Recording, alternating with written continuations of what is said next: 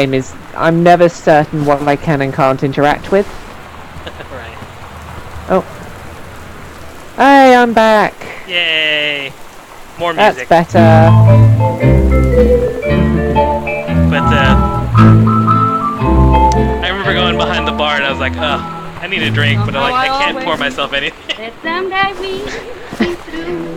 I wish there'd been a surgeon simulator type minigame to try and pour yourself a drink. I thought you could pick that up. You can read that letter, I'm sure. Can you not? It's not letting me. Occasionally it does weird things like this. Go find, go pick some other things up. Put them back. Well, Daddy, I didn't know you were. Yeah, it's not like I'm right here looking at you. anything 100 seconds, is it? It's my shadow. You think I've sent See, I you far watched away? someone else's stream that did that and give it 30 seconds, it was letting them do it again. Okay. Try going back out now, just because you've been to the menu, it might fix it. You left your There you go. Either that or I'll let my trumpet yeah, sound. that's better. So basically more stuff about how he's kind of a failing writer at this point, right? for you. I hear you. Yeah, this is the third book, isn't it? Your kisses keep on haunting Yes, that they don't want to take a risk on a third book about trying to save the president. I wish Which it turns out that's not what the third book is about, which is a really sweet thing, but yeah. You think everybody in this game by the end gets a little bit of a cathartic moment? They're a little bit better. Tell me I why. think a little bit better than Can I live Well, without I don't know if they all have something better, but they at least they all come to a decision to change their life pretty drastically from where it is. They do some big change that changes their life going forward. I think that's a good way to put it. They all undergo a big shake-up of their lives. Other than Katie, who she had her big shake-up. Well, she's technically, I mean, you, right? Like, she's the one that kind of goes through that. Did you ever think that this was a really weird assignment to give to somebody? I've never actually stopped to really read the assignment itself. It's like the events in these stories are all out of order, right? And then your story is the menstrual cycle. Or, like, I thought, is this supposed to be an English assignment? Or I was like... No, I don't think it means, like, a story. I think it just means, like, these are the steps of the menstrual cycle just out of order. Oh, okay. Take them and, like, rewrite the sentences in your own words in the correct order.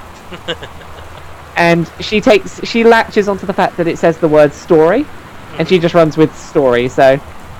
She literally writes a story. I thought that was, like, Yeah. You can find Katie's letter as well, or her assignment of that, and she does it very by the book. She just like does the sentences in the right order. I don't remember that. Is it in the same? It's in the basement, I think. Oh, okay. It might be in the basement. So there definitely is a mode in this game to where all the doors are completely unlocked. Like, is that? Yes, there is. I can't remember how you get to it, but there is. So she literally tells a story. Like, she literally tells. Which I love her story. It's wonderful. I know. it does the job. But you get the sense that she's that kind of writer. She's that, she's really interested in writing a kind of creative story, and that kind of plays into it. Like, Yeah. It was like bad piece of 90s art.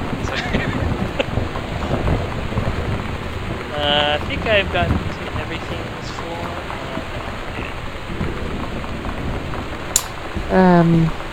Oh yes, there's locked doors and things, but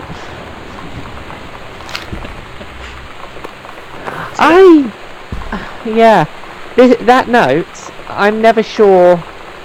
Like, I keep going back and forth between why the house is messy. Is it because she went through very quickly trying to take whatever it was she needed to take with her? Or is it the parents trying to work out where she's gone that have made this mess? No, I agree with that. I was totally confused by that as well. Yeah.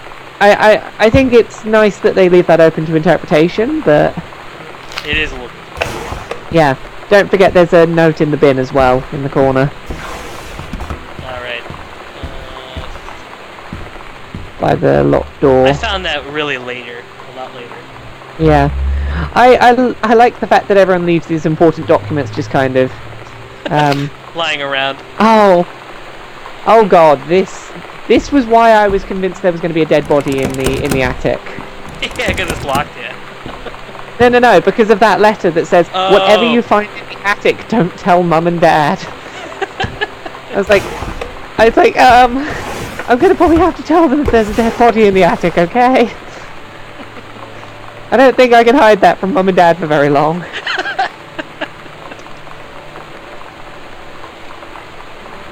Oh.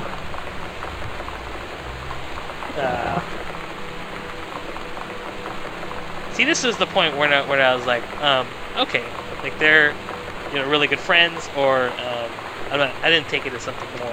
It's like I find it really interesting seeing there are certain people that pick up on it really quickly, and there are other people that on the other end needed it very much spelled out, and then there's people sort of everywhere in the middle. As to how long it took to... I think I was in the middle. Like I didn't know until. So you know what they say about the best laid plans of mice and men? Yeah, turns out it applies to Street Fighter too. At least I worked up the courage to walk into the 7-Eleven and ask for a turn, but all that practice at home did not exactly translate in the wild. So after I was finished getting my butt kicked, I followed them outside while they smoked. And that was when she asked me if I was that psycho house girl. But then she said she's always really wanted to see the psycho house. Her name is Lonnie. She's coming over tomorrow.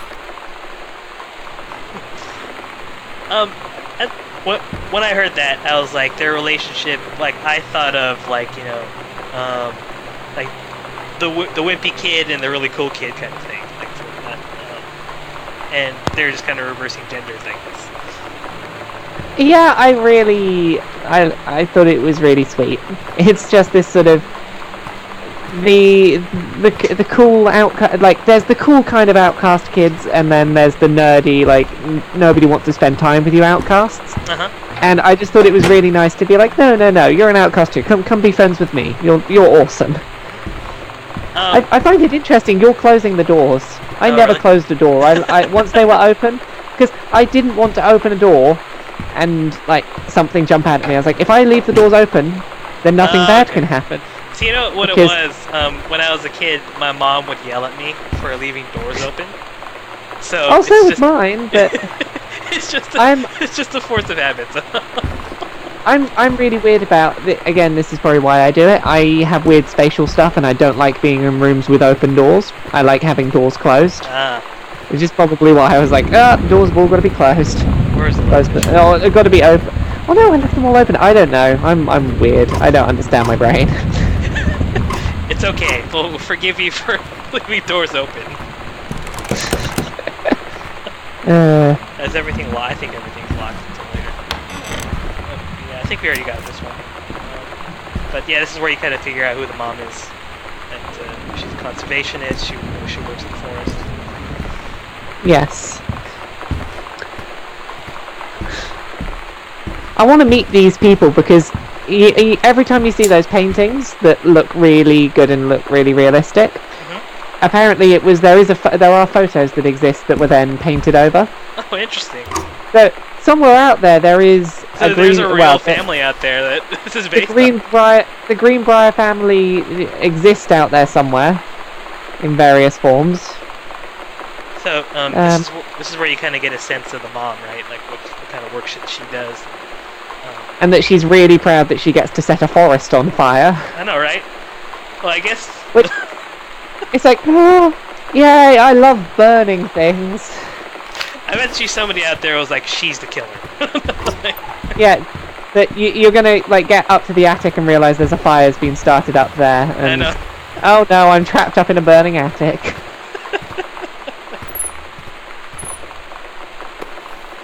Okay. Oh, I thought this was so sweet. I miss the days of corkboard. of mixtapes. Oh no, yeah, I miss the days of physical mixtapes. Because I remember, I was very much one of those children that I would get my cassette player and wait next to the radio, and when a song came on I liked, I would record it, and I would like make tapes that way. Terribly illegal, I know, but I loved those. So what was on your mixtape? Lots of very angry music about how I was an angry child that nobody understood. Daniel was around ever since I was little, and other girls, I don't know. A bit like that. But being around Lonnie is like instantly just right. I gave her the grand Psycho House tour and took my revenge on Super Nintendo. And it was like, I don't know, I finally found someone I feel normal around. I drove her home and she gave me this tape and said, "You have got to listen to this." I haven't stopped playing it since. See, that was the point where I was like, okay, now I know what this relationship is. Okay, yeah.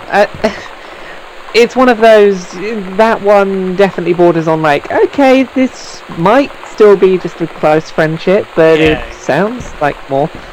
Also, just going back to that, I was going to say, going back to that corkboard, I love that it shouts at me for leaving all the lights on. Yeah, I know, it's like, it's very much of a gamer kind of thing to do, I suppose. Yes. It's like, once you've progressed to having the light on, don't go back to the darkness. Oh, this letter's brilliant.